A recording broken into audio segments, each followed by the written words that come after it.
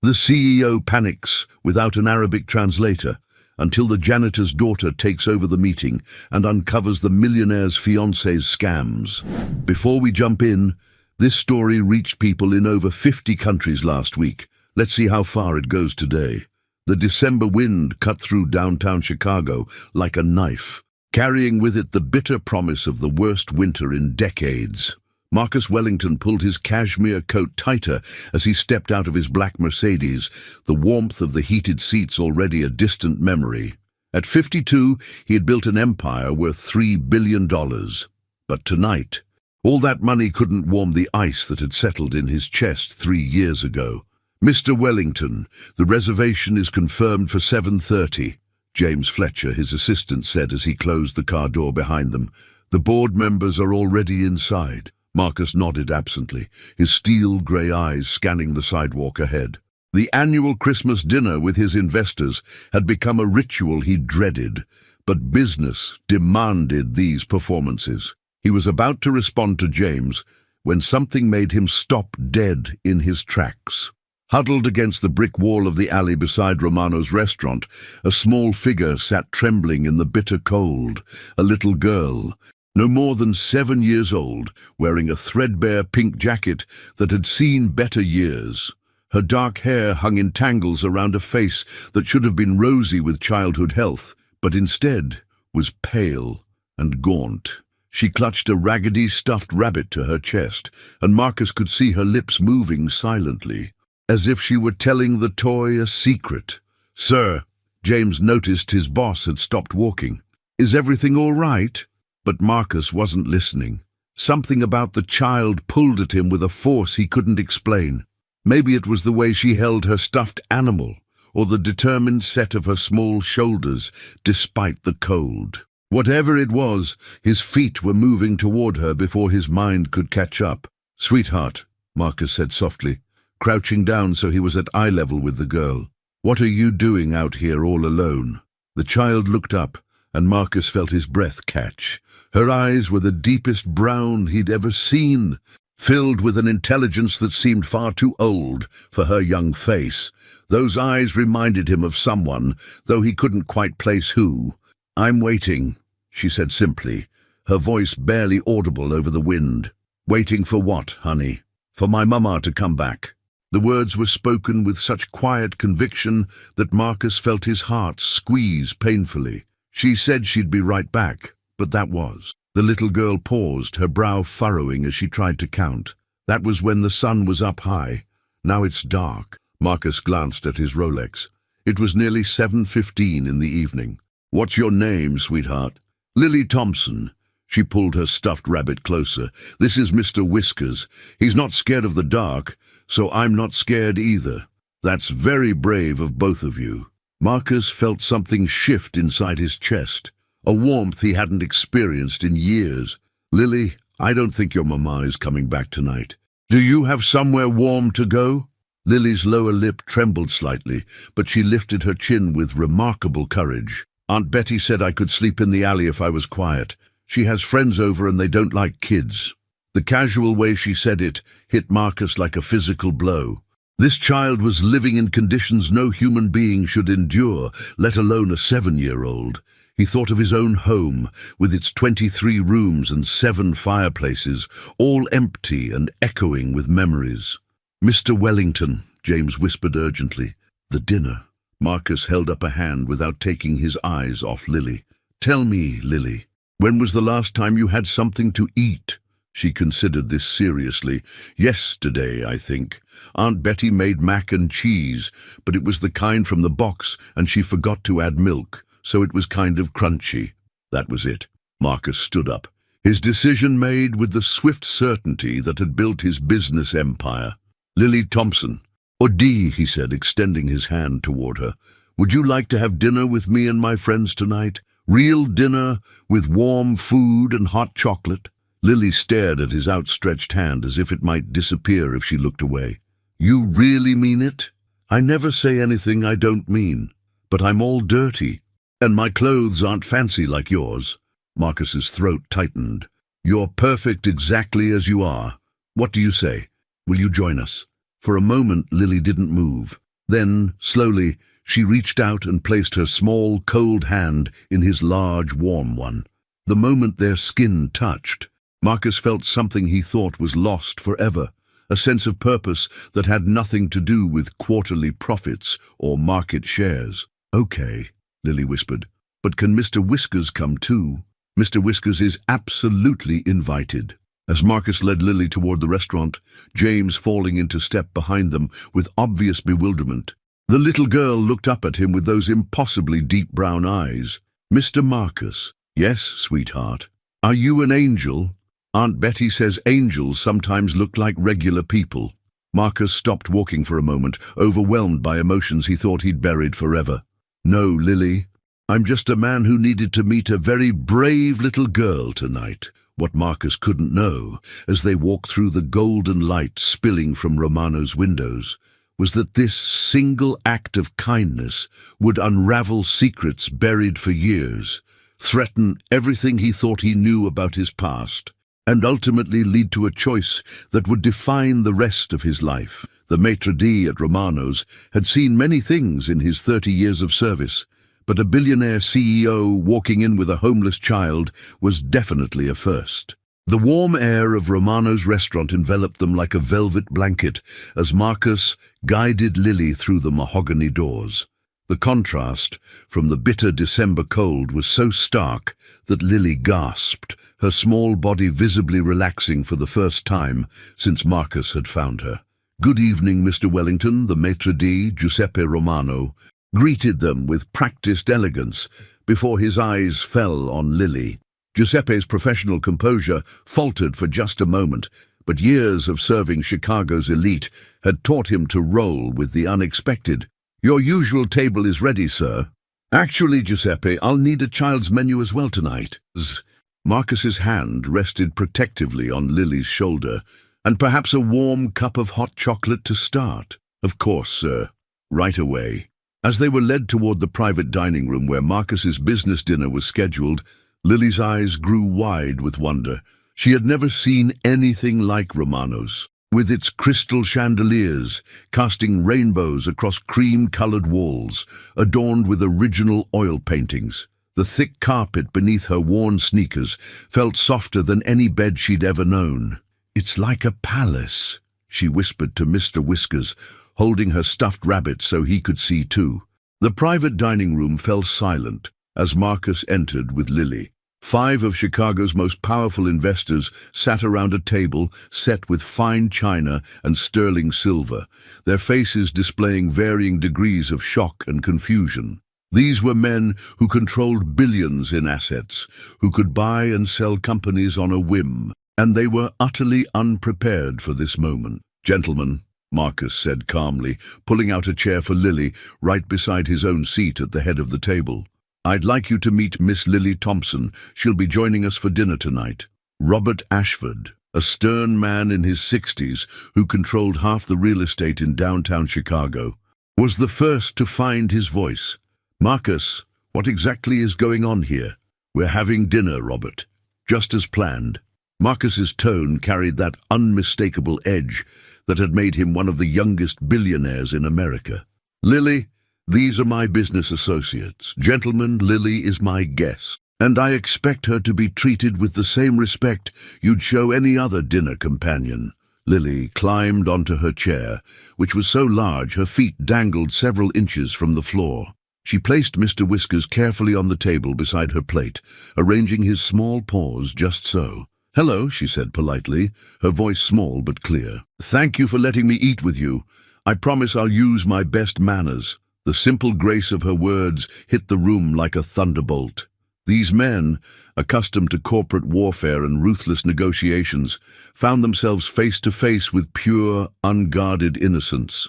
William Chen, Marcus's longtime friend, and the closest thing he had to a confidant, leaned forward slightly. "It's very nice to meet you, Lily. That's a beautiful rabbit you have there." Lily's face lit up with the first genuine smile Marcus had seen from her. "His name is Mr. Whiskers. He's been my best friend for a really long time. My mama gave him to me when I was little, not just little like I am now." The waiter appeared with a steaming cup of hot chocolate, topped with whipped cream and a cherry, setting it carefully in front of Lily. Her eyes went wide with disbelief. "Is that really for me?" she asked Marcus, her voice filled with wonder. "All yours, sweetheart." Lily wrapped her small hands around the warm mug and took a tiny, careful sip. The expression of pure bliss that crossed her face was something none of the men at that table would ever forget. It was as if she were tasting happiness itself for the first time. "It's the best thing I ever had in my whole life," she announced solemnly, then took another reverent sip. As the evening progressed, something magical happened in that dining room. The initial shock and discomfort of the businessmen began to melt away, replaced by something none of them had felt in years: genuine human connection. Lily's innocent questions about their work, about her amazement at the multiple courses that kept arriving, and her careful attention to her table manners touched something deep in these hardened corporate warriors. "Mr. William," Lily said during the main course, having carefully cut her chicken into tiny, manageable pieces, "do you have little girls at home?" William's expression softened. "I do, Lily. 2 daughters, but they're grown up now. They're both doctors." "That's really important work," Lily said seriously. "When I grow up, I want to help people too. Maybe I could be a teacher or work at the place where they give food to hungry people." The room fell quiet. Here was a child who had nothing, who had been abandoned and neglected, and her greatest dream was to help others. Marcus watched it all unfold with growing amazement. He had brought Lily here on pure instinct, driven by an inexplicable need to protect her. But as the evening wore on, he realized she was the one changing everyone else. Her presence had transformed a sterile business dinner into something real and meaningful. "Lily," Robert Ashford said quietly, his gruff voice gentler than anyone had ever heard it, "tell me about your family." Lily's small hand found Marcus's larger one under the table. "Well, my mama had to go away for a while, but she's coming back. And I live with Aunt Betty, but she's not really my aunt. She just lets me stay there sometimes." Her voice dropped to a whisper. "I don't think she likes me very much." The men exchanged glances over her head, each one thinking the same thing. This child was essentially alone in the world. "But," Lily continued, her voice brightening as she looked up at Marcus, "I think maybe Mr. Marcus might be my guardian angel. Aunt Betty always said that when you really need help, sometimes angels come disguised as regular people."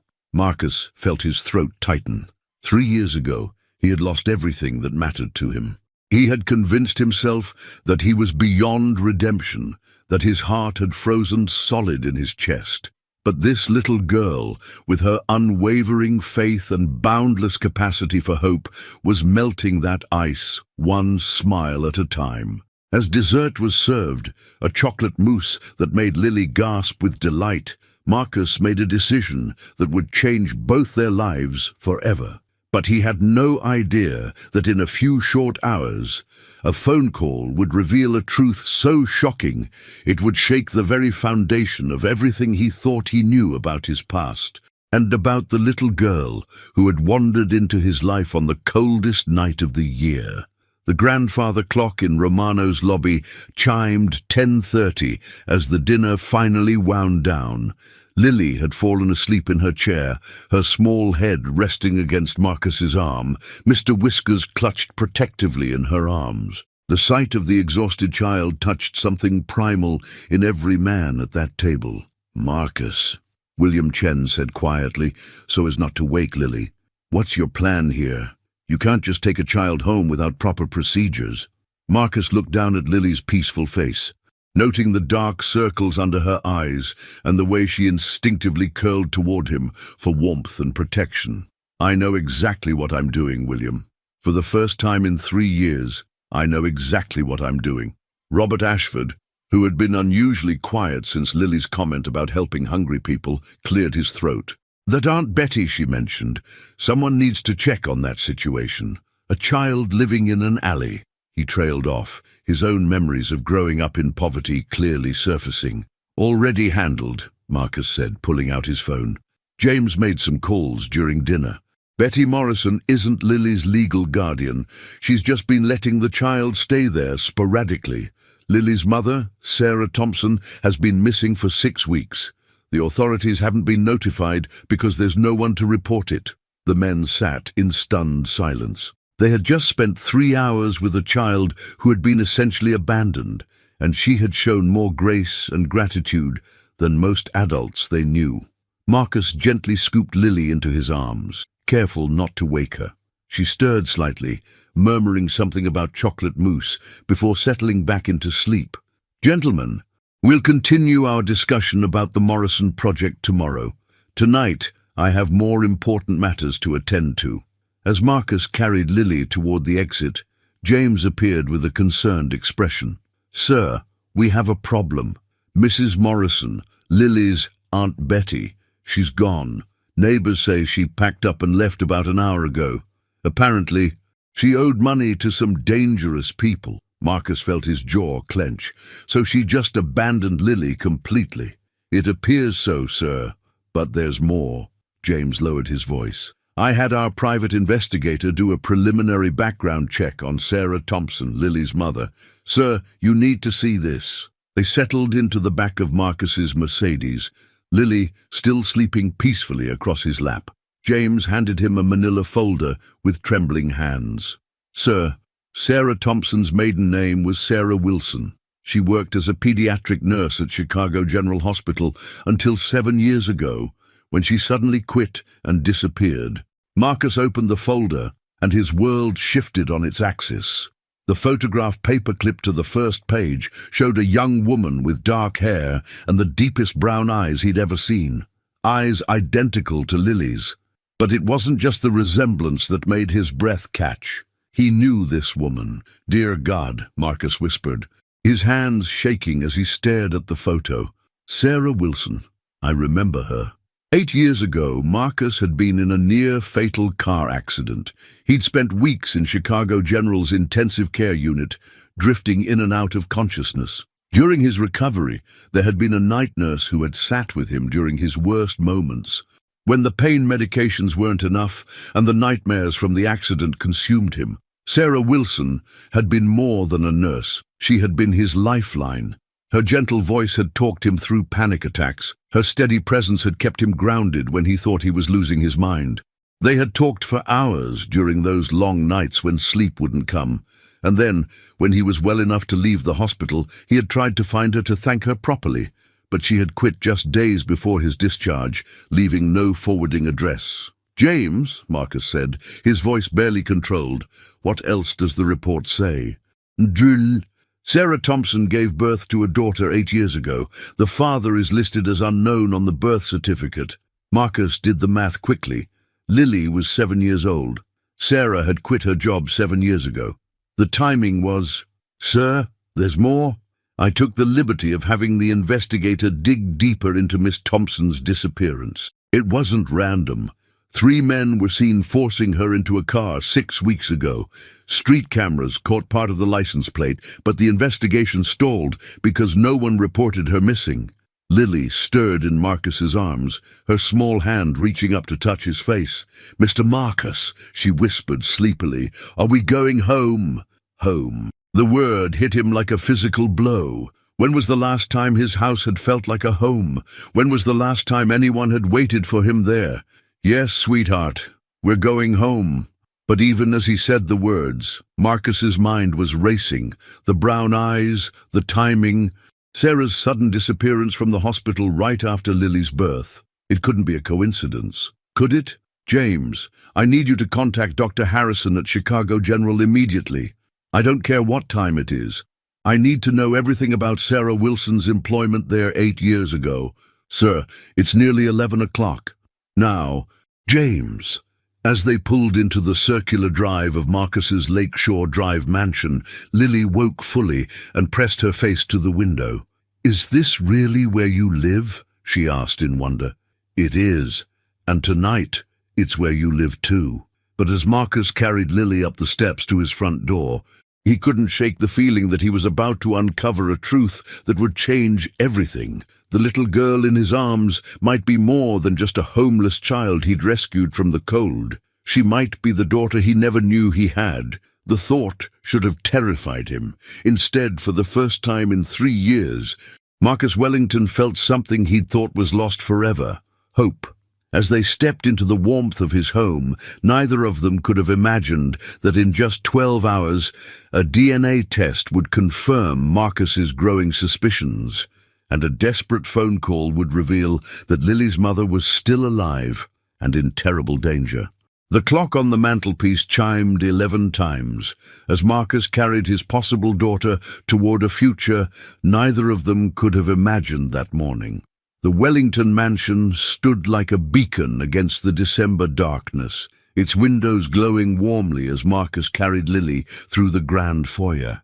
She had awakened fully during the car ride, and now her eyes were wide with wonder as she took in the soaring ceiling, the marble staircase that curved like something from a fairy tale, and the chandelier that cast tiny rainbows across the walls. "Mr. Marcus," she whispered, her voice echoing slightly in the vast space. "Do you live here all by yourself?" The innocent question hit harder than any board meeting confrontation ever had. "Yes, sweetheart, just me.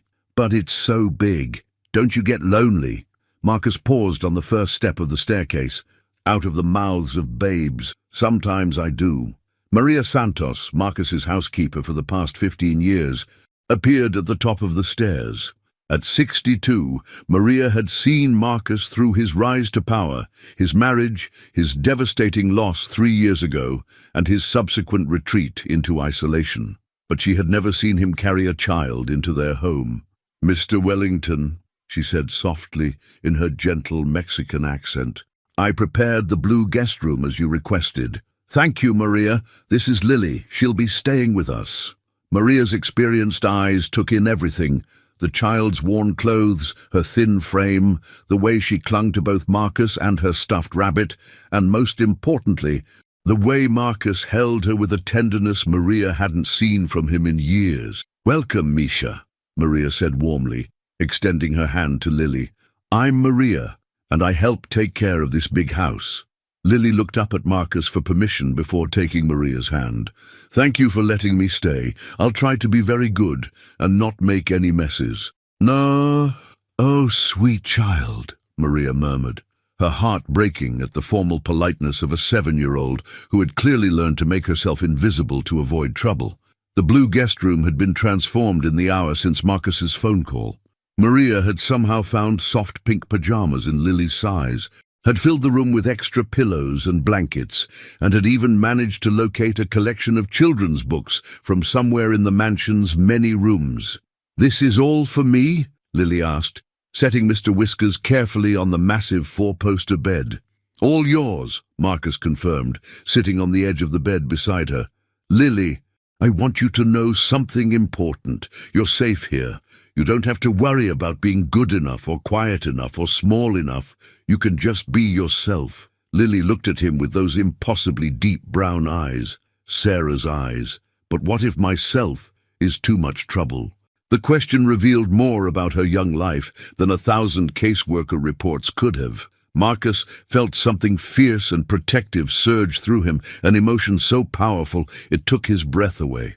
"You could never be too much trouble, sweetheart. Never." As Maria helped Lily into her new pajamas and brushed out her tangled hair, Marcus stepped into the hallway to make phone calls that couldn't wait until morning. His first call was to Dr. Patricia Harrison at Chicago General Hospital. "Marcus, do you realize what time it is?" Dr. Harrison's voice was groggy but alert. "Patricia, I need you to pull Sarah Wilson's employment records from 8 years ago. She was a pediatric nurse in the ICU. Sarah Wilson." There was a pause as Dr. Harrison's medical mind shifted into gear. "My God, Marcus, you're talking about the Sarah Wilson who disappeared, the one who used to work nights in the ICU where you were a patient. You remember her?" "Of course I remember her. She was one of our best nurses. But more than that, Marcus, she was the one who sat with you during those terrible nights when you couldn't sleep. She talked you through the worst of your recovery." Marcus closed his eyes, memories flooding back. Sarah's gentle voice reading to him when the pain was too much to bear. her steady presence during panic attacks that left him gasping and terrified, the way she had somehow known exactly what to say to bring him back from the edge. "Patricia, I need to ask you something, and I need you to be completely honest. Is there any chance? Could Sarah have been pregnant when she left?" And the silence on the other end of the line stretched so long that Marcus thought the call had dropped. "Patricia, Marcus, she came to see me just before she quit. She was scared, confused. She said she had made a mistake but couldn't tell me what it was. And yes, now that you mention it, she did seem different, emotional in a way that wasn't like her." Marcus felt his world shift again. "I need you to do something for me. I need a discrete DNA test, and I need the results by tomorrow afternoon." "Marcus, what aren't you telling me?" "I found her daughter tonight, a 7-year-old girl named Lily, living in an alley because her mother disappeared 6 weeks ago." Another long silence. "Bring her in tomorrow morning. I'll handle it personally." Marcus's second call was to his security chief, David Mitchell. "David, I need round-the-clock protection on my home, starting immediately, and I need you to expand the search for Sarah Thompson. She didn't leave voluntarily. She was taken." "Understood, sir. How much should I tell the men about the situation?" "Everything. This isn't just about business anymore." When Marcus returned to Lily's room, he found her sitting up in the enormous bed, looking tiny against the mountain of pillows. She had changed into the pink pajamas, and with her hair brushed and her face clean, the resemblance to Sarah was even more striking. "Mr. Marcus," she said softly, "can I ask you something?" "Anything, sweetheart. Do you think my mama is okay? Sometimes I have bad dreams that she's scared and needs help." Marcus sat on the edge of the bed and took her small hand in his.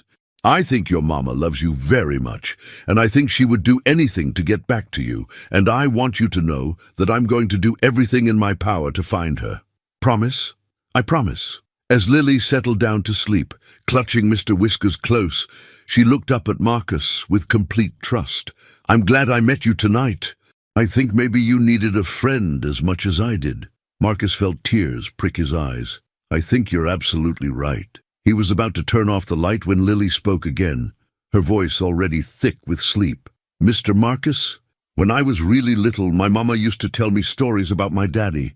She said he was brave and kind, and that he would love me very much if he could find me.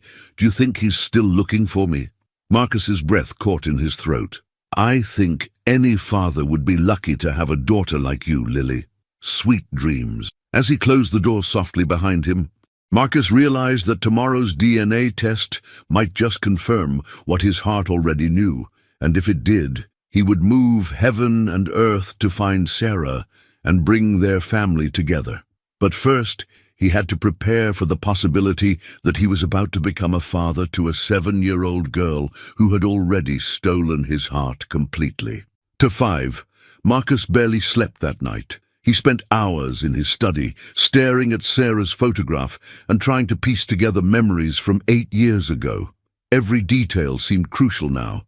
Every conversation, every moment of connection, every reason she might have had for disappearing so completely. At 6 in the morning, he found himself standing outside Lily's door, listening to her peaceful breathing. He had checked on her 3 times during the night, unable to shake the protective instinct that had taken hold of him so completely. The sound of small feet padding down the hallway made him turn. Lily emerged from her room, still in her pink pajamas, clutching Mr. Whiskers and looking slightly lost in the vastness of the mansion. "Good morning, sweetheart," Marcus said softly. "How did you sleep?" "Really good," Lily said, then paused. "Mr. Marcus, is it okay if I ask where the bathroom is? I didn't want to open any wrong doors." The careful politeness of her request broke his heart all over again. "Of course. Come on, I'll show you." As they walked down the hallway, Lily looked up at the family portraits lining the walls. Marcus had avoided this hallway for 3 years, but seeing it through Lily's eyes made him notice things he'd forgotten. "Who are all these people?" she asked, stopping in front of a large portrait of a young couple with a small boy. "That's my family from a long time ago," Marcus said, his voice carefully controlled. "My parents and me when I was about your age." Where are they now? They died when I was grown up, but I still miss them sometimes. Lily nodded solemnly. I miss my mama too, but I pretend she's watching me from wherever she is, so I don't feel so alone. Marcus felt his throat tighten. That's a very smart way to think about it. They continued past more portraits until they reached one that made Marcus stop abruptly. It was a family photo taken just 4 years ago. Marcus, with his wife Elizabeth, and their 3-year-old son David. They looked impossibly happy, completely unaware that within a year, a drunk driver would take both Elizabeth and David away forever. They look really happy, Lily said quietly, studying the photo. Is that your family too? Marcus struggled to find his voice. Yes, that was my family. What happened to them? The simple, direct question deserved an honest answer. They went to heaven 3 years ago. There was an accident. Lily reached up and took his hand, her small fingers warm and comforting. I'm sorry they had to go away, but I bet they're proud of you for taking care of me. The innocent wisdom of her words hit him like a physical blow. Here was a child who had every reason to be bitter and angry at the world, and instead she was comforting him. Downstairs, Maria was already preparing breakfast, and the smell of fresh coffee and pancakes filled the kitchen. When she saw Lily, her face lit up with genuine warmth. Buenos dias, mija. Are you hungry? Lily's eyes widened as she took in the spread Maria had prepared. Fluffy pancakes, fresh fruit, orange juice, and scrambled eggs. Is this all for breakfast? All for you, little one. You need to eat and grow strong. Murray, as Lily ate with the careful appreciation of someone who had never taken food for granted, Marcus's phone rang. James Fletcher's name appeared on the screen. Sir, I have updates on both situations, James said without preamble. The investigator found security footage from the night Sarah Thompson was taken. 3 men in a black SUV, but the license plate traces back to a shell company. We're digging deeper. And? There's more, sir. I spoke with neighbors in Sarah's building. She had been receiving threatening phone calls for weeks before she disappeared. Something about money owed by someone named Tommy Morrison. Marcus felt ice form in his veins. Morrison? As in Betty Morrison, Lily's fake aunt? It appears so, sir. Tommy Morrison was Betty's boyfriend. He borrowed money from some very dangerous people and disappeared. They thought Sarah might know where he was or where the money was hidden. Marcus watched Lily carefully cutting her pancakes into perfect squares, humming softly to herself, completely unaware that her mother might have been taken because of someone else's mistakes. Keep digging, James, and double the security detail.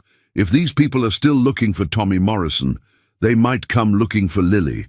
After breakfast, Marcus explained to Lily that they needed to visit the hospital for a quick checkup. She accepted this with the same quiet compliance she showed toward everything, and an hour later they were sitting in Dr. Harrison's office.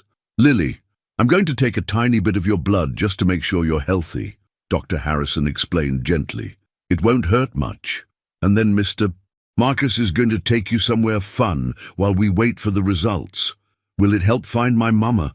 Lily asked, rolling up her sleeve. Marcus and Dr. Harrison exchanged glances.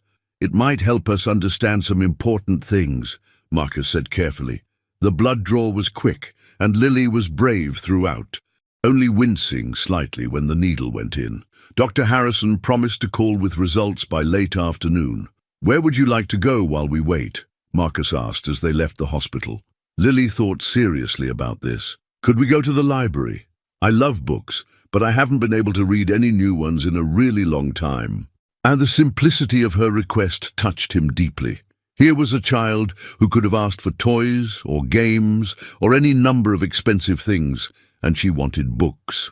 The Chicago Public Library was nearly empty on a Thursday morning, and Lily's reaction to the children's section was pure magic. She ran her fingers along the spines of books with reverence, her eyes shining with possibilities. I can really pick any ones I want, she asked. As many as you can carry.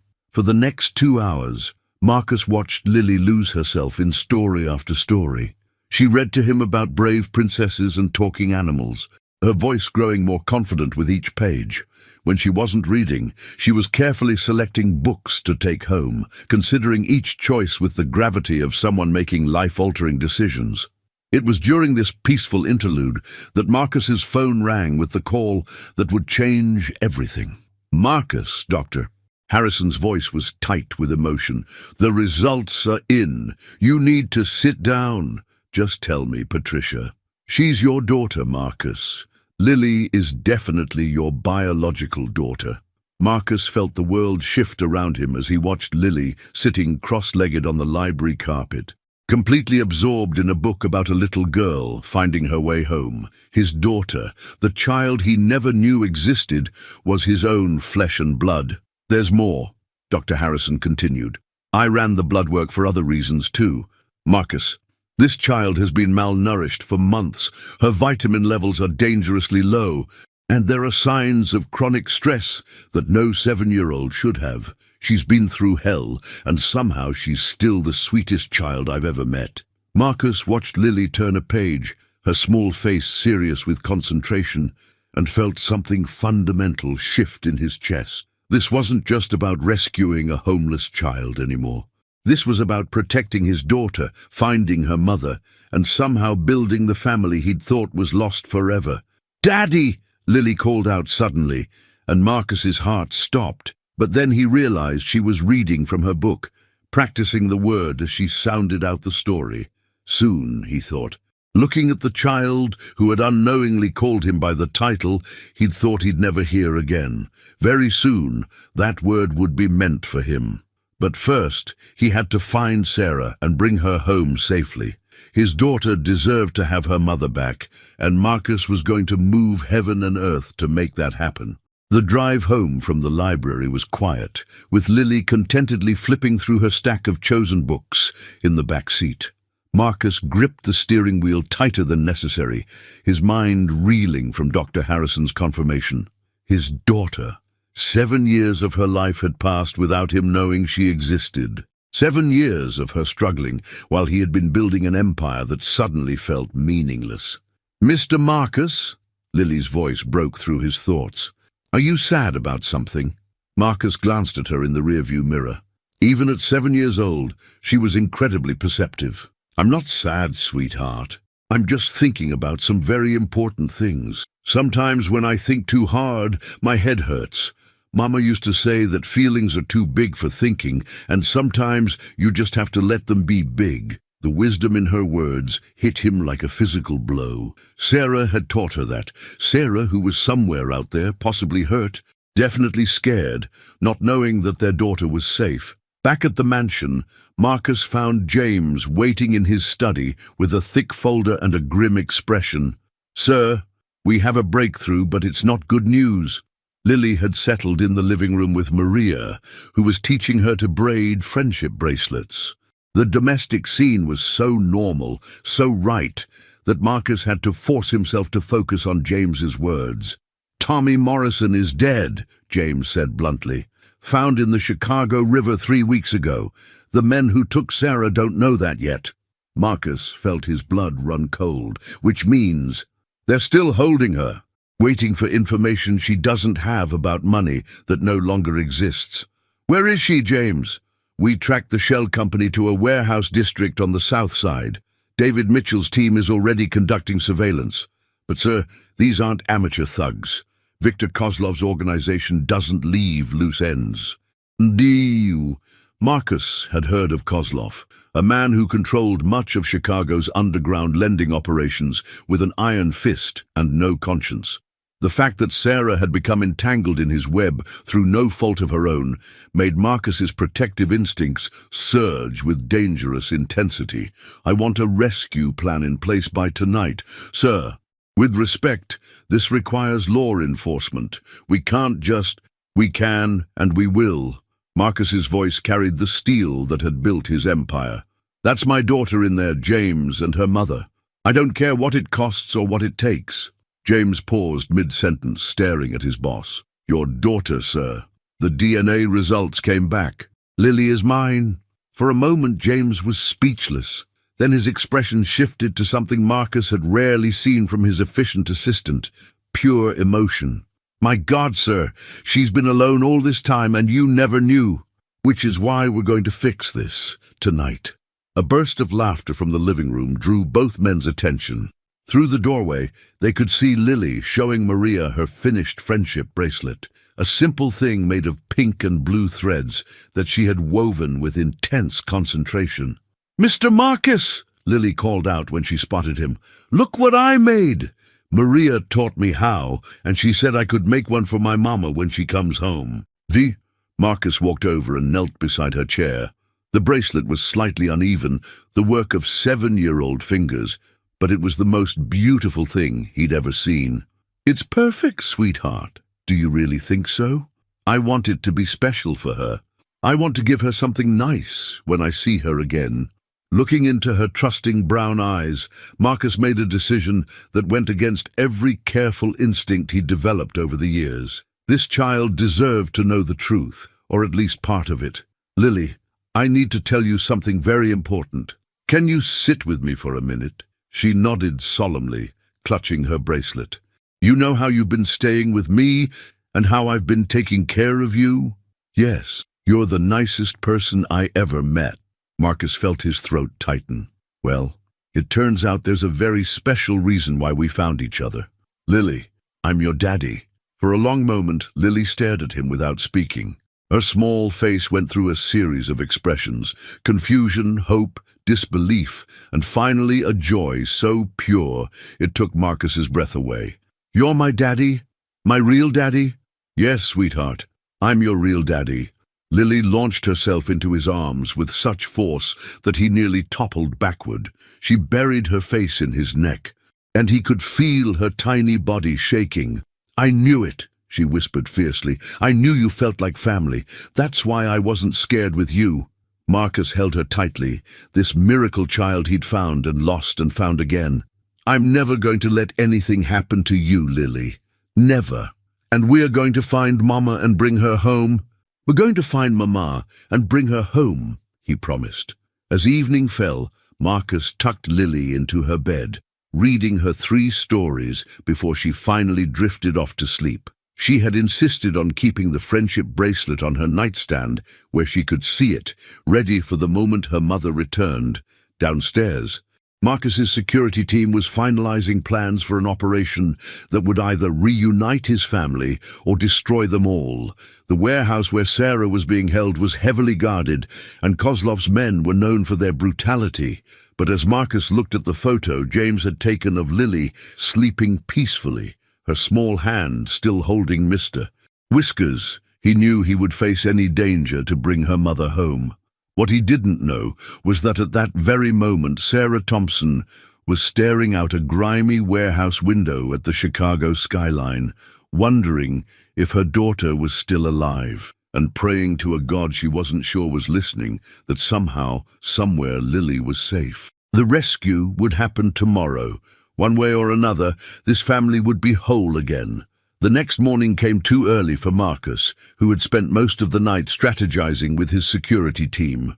David Mitchell spread blueprints across the dining room table while Lily ate her breakfast, blissfully unaware that her father was planning what could be the most dangerous operation of his life. "The warehouse has 4 entry points," David explained, his finger tracing the building's perimeter.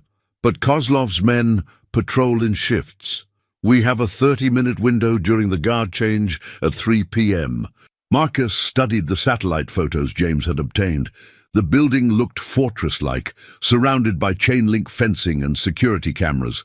Somewhere inside, Sarah was waiting for rescue. "Daddy?" Lily's voice made him look up. Even after 12 hours, hearing that word from her lips sent warmth through his chest. "Are you going somewhere today?" Marcus knelt beside her chair, choosing his words carefully. "I have some very important business to take care of. Maria will stay with you, and there are some nice security guards who will make sure you're safe." "Is it about Mama?" The perceptiveness of children never ceased to amaze him. "Yes, sweetheart. It's about Mama." Lily reached into her pocket and pulled out the friendship bracelet she'd made. "Will you give this to her, so she knows I'm okay?" And that I love her? Marcus took the small woven bracelet, feeling its weight like a sacred trust. I promise I'll give it to her personally. And tell her that you're my daddy now. And that we're going to be a real family. I'll tell her everything. At 2:30 that afternoon, Marcus sat in the back of an armored SUV 3 blocks from the warehouse, wearing tactical gear that felt foreign despite his military training from decades ago. His team of 12 men was positioned around the building, waiting for his signal. "Sir," David's voice crackled through his earpiece. "Thermal imaging shows 5 heat signatures in the main building. One appears to be restrained in the northeast corner." Sarah. Marcus felt his pulse quicken. After 8 years, he was about to see the woman who had saved his life and given him the greatest gift he'd ever received. "Remember," he told his team, "we go in quiet, we extract the target, and we leave no trace. These men have no idea who they're dealing with." The guard change happened exactly as predicted. Marcus and 4 men slipped through a side entrance, while the rest of his team created diversions around the perimeter. The warehouse smelled of motor oil and decay, filled with shadows that could hide a dozen threats. They moved like ghosts through the labyrinthine interior until they reached the room where Sarah was being held. Marcus's breath caught when he saw her through a grimy window. She was thinner than he remembered, her dark hair shorter, but those eyes, Lily's eyes, were unmistakable. She sat in a chair, her hands bound, staring at the wall with the same quiet strength that had gotten her through years of caring for sick children. 2 guards flanked the door. Marcus's team took them down silently, professionally. When Marcus opened the door, Sarah looked up with a mixture of fear and defiance that transformed into shock when she recognized him. "Marcus!" she whispered, her voice hoarse from weeks of captivity. "Hello, Sarah. I'm here to take you home." "This can't be real," Sarah breathed, as Marcus quickly cut through her restraints. "How did you find me? How did you even know I was missing?" "It's a long story," Marcus said, helping her to her feet. Her legs were unsteady from weeks of confinement, and he steadied her with gentle hands. "Right now, we need to get you out of here." "Marcus, you don't understand. These men, they're looking for Tommy Morrison. They think I know where he hid their money, but I don't know anything. I was just trying to help Lily's babysitter." "Sarah," Marcus's voice was gentle but urgent. "Tommy Morrison is dead, and there's something else you need to know about Lily." The mention of her daughter's name made Sarah's eyes fill with tears. "Is she safe? Please tell me she's safe. I've been going crazy not knowing." "She's more than safe. She's with me." "With you? But how did you?" Sarah's eyes widened as understanding began to dawn. "Marcus, what aren't you telling me?" Before he could answer, David's voice exploded through his earpiece. "Sir, we've got company." "Multiple vehicles approaching from the east. Kozlov himself is here." Marcus cursed under his breath. Viktor Kozlov never came to routine operations unless something had gone very wrong. "Sarah, we need to move now." They rushed through the warehouse corridors, Sarah's hand gripping Marcus's arm as they navigated the maze of equipment and storage containers. Behind them, Marcus could hear shouting in Russian as Kozlov's men discovered the unconscious guards. "The main exit is compromised," David reported. "You'll have to go through the loading dock." As they reached the rear of the building, Sarah stumbled and nearly fell. The weeks of captivity had taken their toll, and she was weaker than she wanted to admit. "I can't. I need a minute," she gasped. "You can do this," Marcus said firmly, supporting her weight. "Lily is waiting for you. Our daughter is waiting for you." Sarah stared at him in shock. "Our daughter?" DNA confirmed it yesterday. Lily is mine, Sarah. She's ours." The revelation hit Sarah like a physical blow. All those years of wondering if she'd made the right choice, of keeping Lily's paternity secret to protect both of them from potential complications in Marcus's high-profile life. And now, when she'd thought she might never see her daughter again, here was Marcus, risking everything to save them both. "You know," she whispered.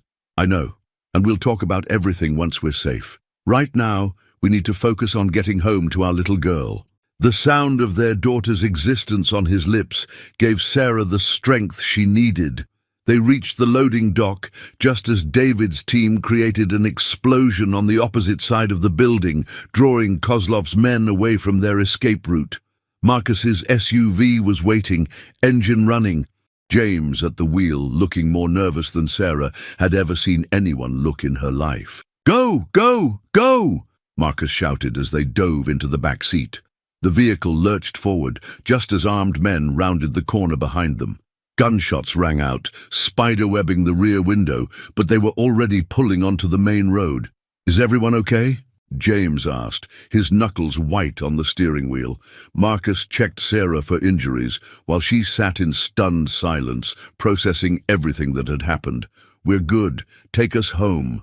"Marcus," Sarah said quietly as they sped through Chicago traffic, 8 years ago when I left the hospital, I was pregnant. I figured that out. I wanted to tell you, but you were this successful businessman, and I was just a nurse. Your recovery was so fragile, and I thought it would be better if I just disappeared." Marcus took her hand, noting how thin her fingers had become. "Sarah, for 8 years I've been building an empire that meant nothing because I had no one to share it with. Yesterday I found out I have a daughter, and she's the most incredible little girl in the world. We have a lot to figure out, but right now, all that matters is that we're both alive and we're going home to her." Sarah began to cry then. 8 years of secrets and 6 weeks of terror finally catching up with her. "Is she really okay?" "They told me. They said if I didn't cooperate, they would find her and hurt her. She's perfect, brave and kind and smart, just like her mother. She made you a friendship bracelet." Marcus pulled the small woven band from his pocket. "She wanted me to give you this and tell you that she loves you." Sarah clutched the bracelet to her chest, overwhelmed by emotion. "I want to see her. I need to see her right now." 5 more minutes, Marcus promised. 5 more minutes, and you'll be home." The Wellington mansion had never felt more like home than it did at that moment when Marcus's SUV pulled into the circular drive. Through the front windows, they could see Lily's small figure pressed against the glass, Maria's protective hand on her shoulder. "Mama!" Lily's voice carried across the distance as she burst through the front door, Maria hurrying behind her. Sarah stumbled getting out of the vehicle, her legs still weak, but nothing could have stopped her from running toward her daughter. They collided in the middle of the driveway, both of them crying and laughing, and holding each other as if they might disappear if they let go.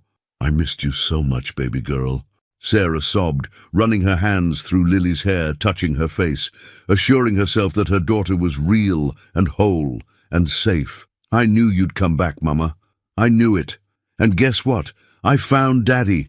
His name is Marcus, and he's really nice, and he has a big house, and Maria makes the best pancakes, and he read me stories, and he promised me we'd find you." Sarah looked up at Marcus over Lily's head, seeing him properly for the first time since the hospital 8 years ago. He was older, more distinguished, but his eyes held the same kindness that had comforted her during his recovery. Now those eyes were filled with wonder as he watched his daughter reunite with her mother. "Mama, look!" Lily held up her wrist, showing off a new bracelet Maria had helped her make. "I made one for you, too, and Daddy brought it to you, didn't you, Daddy?" Sarah smiled through her tears at how naturally Lily used the word Daddy, as if she'd been waiting her whole life to have someone to call by that name. "I have it right here," Sarah said, slipping the friendship bracelet onto her wrist. "It's the most beautiful thing I've ever seen." That evening, after Sarah had showered and eaten her first real meal in weeks, the 3 of them sat in the living room like the family they were meant to be. Lily was curled up between her parents on the massive sofa, reading them a story from one of her library books. And the little bear found his way home to his family, and they lived happily ever after. Lily concluded, closing the book with satisfaction. "That's my favorite kind of story." "Mine too," Sarah said softly, stroking her daughter's hair. Marcus watched his wife and daughter, because that's what Sarah was, he realized, whether they'd made it official or not, and felt a completeness he'd never experienced before. Even during his first marriage, he'd never felt this sense of rightness, of being exactly where he belonged. "Lily, sweetheart, would you go ask Maria for some hot chocolate for your mama? She needs to get her strength back." "Okay, Daddy." Lily kissed both her parents and skipped out of the room, leaving Marcus and Sarah alone for the first time in 8 years. "She's incredible," Sarah said, her voice full of amazement. "In 6 weeks away from her, she's grown up so much. The way she talks about you, the way she trusts you completely. Marcus, she loves you. I love her too. More than I thought it was possible to love anyone." Sarah studied his face in the firelight. "What happened to you after the hospital? I mean, I know you became successful, but there's something else. Something sad in your eyes." Marcus was quiet for a long moment. "I was married for 5 years. Elizabeth and I had a son, David. 3 years ago, they were killed by a drunk driver." Sarah's hand flew to her mouth. "Oh God, Marcus, I'm so sorry. I thought my life was over. I thought I'd never feel anything again. And then I found Lily shivering in an alley and everything changed." "She has that effect on people," Sarah said with a small smile. "Even when she was tiny, she could make the grumpiest nurses smile just by looking at them. Sarah, I need to ask you something, and I need you to be completely honest." She nodded, steeling herself. 8 years ago, at the hospital, what happened between us wasn't just nurse and patient, was it?" Sarah felt heat rise in her cheeks. "No, it wasn't. I thought I was imagining things because of the medication, but there were moments when it felt like something more." "There were moments," Sarah admitted. "You were so lost, so hurt, and I wanted to help you heal, but you were vulnerable, and I was supposed to be professional. And then you found out you were pregnant, and I panicked. I convinced myself that what I felt was one-sided, that you were just grateful to me for helping you recover. I thought if I stayed, I'd just complicate your life when you were finally getting better." Marcus reached for her hand. "Sarah, what you felt wasn't one-sided. I looked for you when I got out of the hospital. I wanted to thank you. But more than that, I wanted to see you again. When they told me you'd quit and left no forwarding address, I felt like I'd lost something important. I was scared," she whispered. "I was 26 years old and pregnant, and in love with a man who was so far out of my league that it seemed impossible." "In love?" Sarah met his eyes directly. "Yes, in love.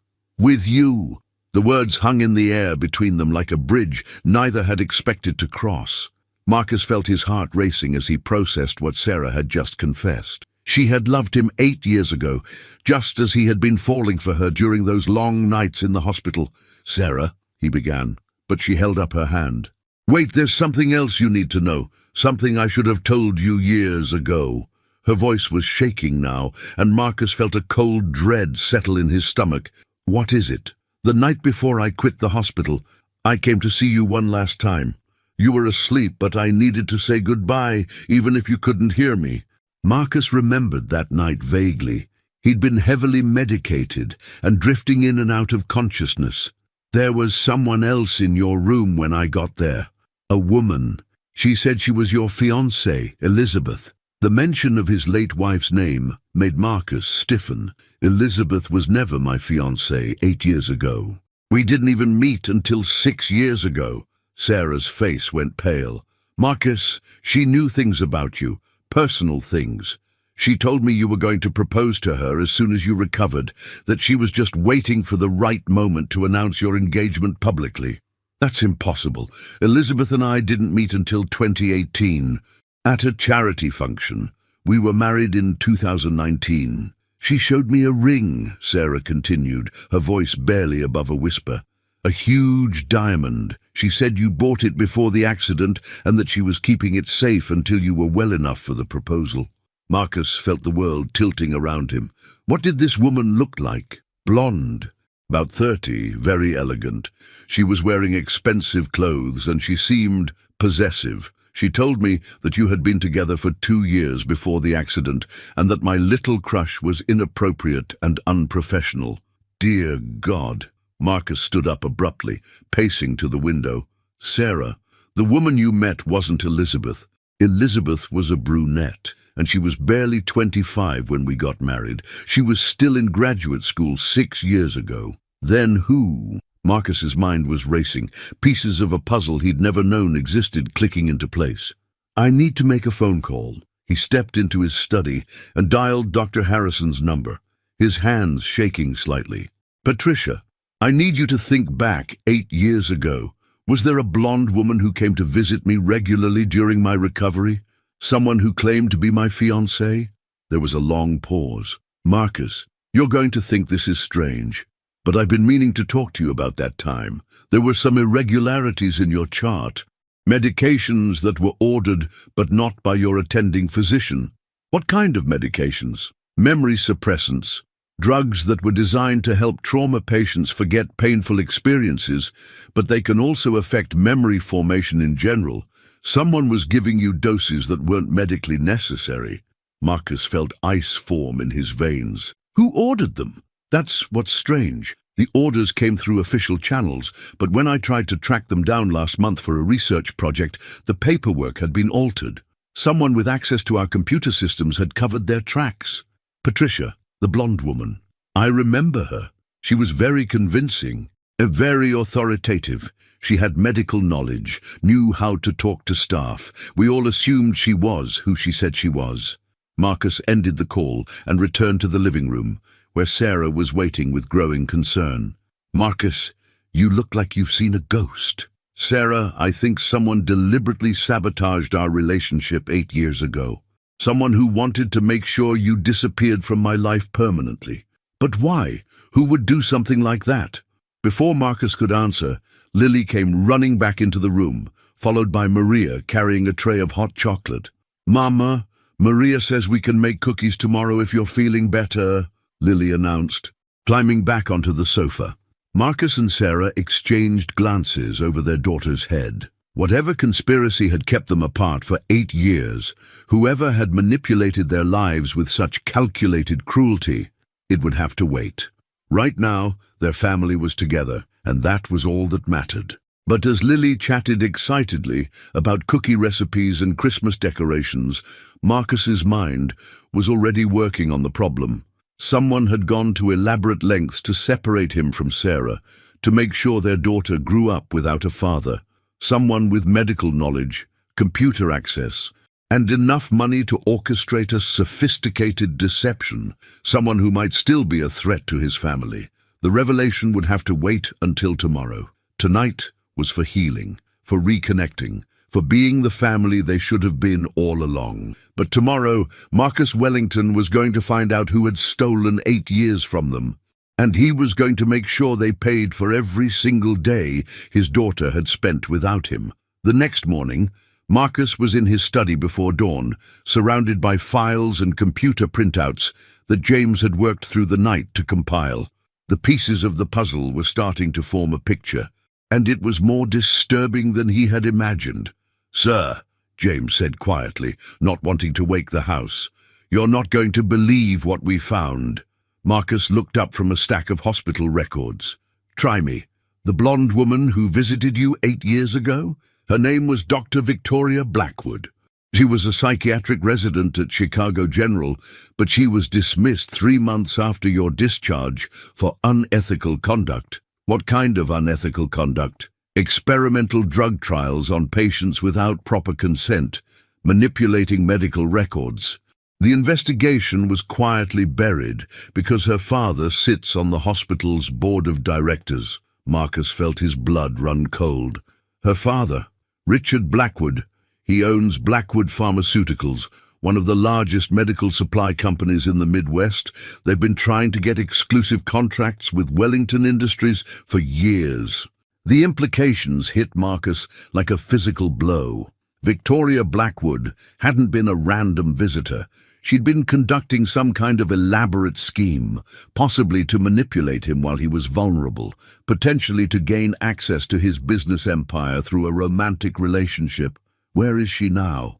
That's where it gets interesting, sir.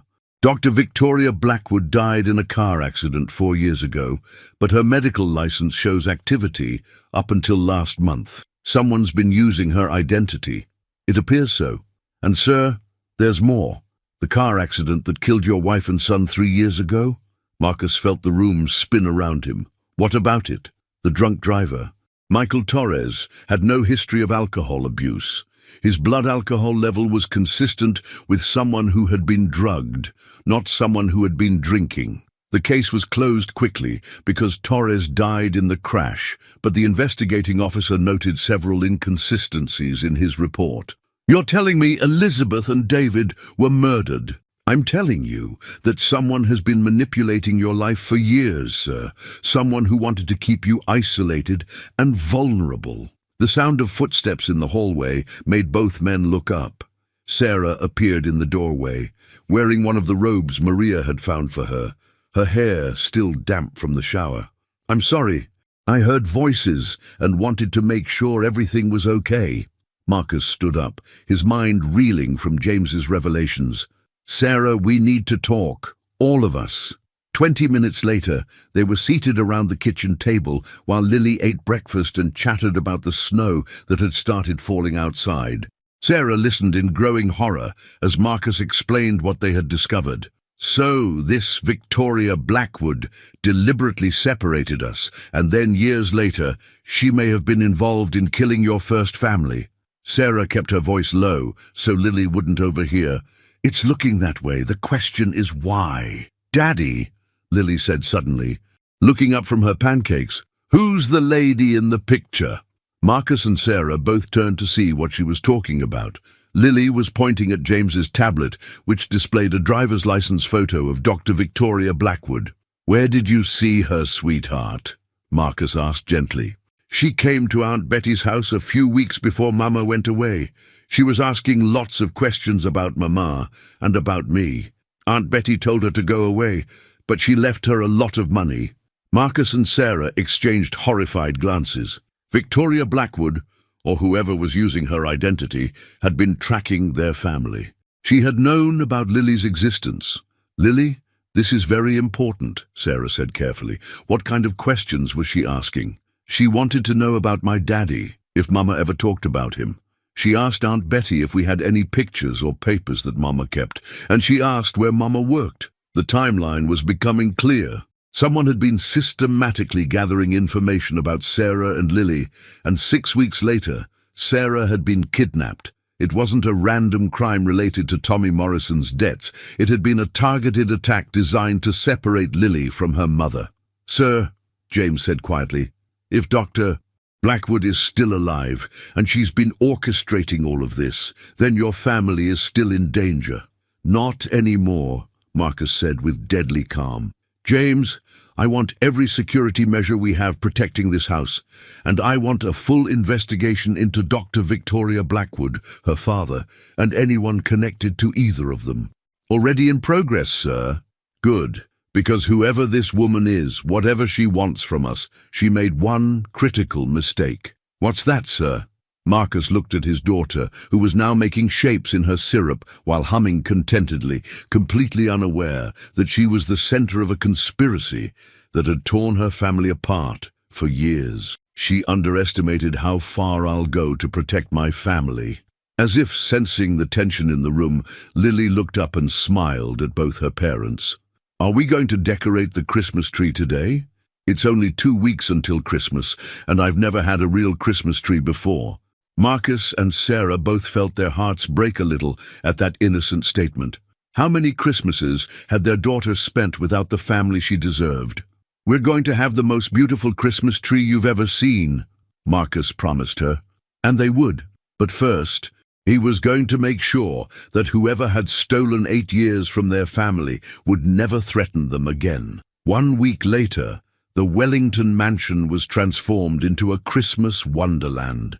Lily had insisted on decorating every room, and Marcus had discovered that saying no to his daughter was virtually impossible. The 12-foot tree in the living room sparkled with thousands of lights and ornaments that Lily had carefully selected from the best shops in Chicago. Daddy, do you think Santa knows I live here now? Lily asked, as she hung a small angel ornament on a low branch. I think Santa always knows where good little girls live, Marcus replied, lifting her up so she could reach a higher spot. Sarah watched from the sofa, finally looking healthy and rested after a week of safety and good food. The friendship bracelet Lily had made still adorned her wrist, and she had refused to take it off even to shower. "Marcus," she said quietly, while Lily was distracted with the ornaments. "Any word from James about the investigation?" "Victoria Blackwood, the real one, died 4 years ago, just as we suspected. But someone has been using her credentials and her father's resources to orchestrate everything that happened to us." "Who?" Before Marcus could answer, James appeared in the doorway with a grim expression. "Sir, we have our answer." Marcus handed Lily another ornament and stepped aside with James and Sarah. "The person who's been manipulating your life, sir, is someone you know, someone who had access to your personal information, your schedule, your vulnerabilities." "Who, James?" "Dr. Patricia Harrison." The revelation hit Marcus like a physical blow. Dr. Harrison had been his doctor 8 years ago, had performed Lily's DNA test, had access to all his medical records and personal information. "That's impossible. Patricia has been my friend for years." "Sir, Dr. Harrison has been in love with you since your first stay in the hospital. She's been systematically eliminating anyone who might compete for your affections. She recruited Victoria Blackwood to help her 8 years ago, and when Victoria got cold feet and tried to back out, Patricia arranged her accident." Sarah felt sick. "She manipulated me into leaving, made me think Marcus was engaged to someone else. And then she wormed her way into his life over the years, positioning herself as his trusted doctor and friend. When he married Elizabeth, Dr. Harrison couldn't handle it. She arranged the car accident that killed his wife and son." Marcus felt rage building in his chest, unlike anything he'd ever experienced. "Patricia killed my family?" "No, she was counting on you staying isolated and damaged, dependent on her for support. When you started to heal and move on, she got desperate. The attack on Sarah was her attempt to eliminate the last threat to her fantasy of having you to herself." "Where is she now?" "That's the problem, sir. She's missing. Her house is empty. Her office is cleared out and there's no trace of her anywhere." "Daddy?" Lily's voice cut through the tension. "Why does everyone look so sad? It's Christmas." Marcus forced a smile and returned to his daughter. "We're not sad, sweetheart. We're just talking about grown-up things." "Well, grown-ups think too much. Come help me put the star on top of the tree." As Marcus lifted Lily high above his head so she could place the golden star at the very top of the Christmas tree, he made a silent vow. Dr. Patricia Harrison could run to the ends of the earth, but she would never hurt his family again. He had the resources to find her, and when he did, justice would be served. But that was tomorrow's concern. Tonight was about celebrating their first Christmas as a complete family. "Perfect!" Lily exclaimed as the star settled into place. "Now it's really Christmas." Sarah joined them by the tree, and for the first time in 8 years, Marcus felt complete. His daughter was safe. The woman he loved was by his side, and they had the rest of their lives to make up for the time they'd lost. "I love you both so much," Sarah whispered, tears in her eyes. "I love you too, Mama. And I love you, Daddy. This is the best Christmas ever." Marcus gathered his wife and daughter in his arms, looking up at the star Lily had placed with such care. 8 years ago, a conspiracy had torn them apart, but love had brought them back together, and nothing would ever separate them again. Outside, snow continued to fall on Chicago, blanketing the city in pristine white. Inside the Wellington mansion, a family that had been broken was finally whole, ready to face whatever the future might bring. Together. The little girl, who had been shivering in an alley just 2 weeks ago, was now safe in her father's arms, surrounded by love and warmth and the promise of all the Christmases to come. Sometimes, Marcus thought as he held his precious family close, miracles really do happen, and sometimes they come disguised as a 7-year-old girl with her mother's eyes and a heart big enough to heal a broken man's soul. Their story was just beginning.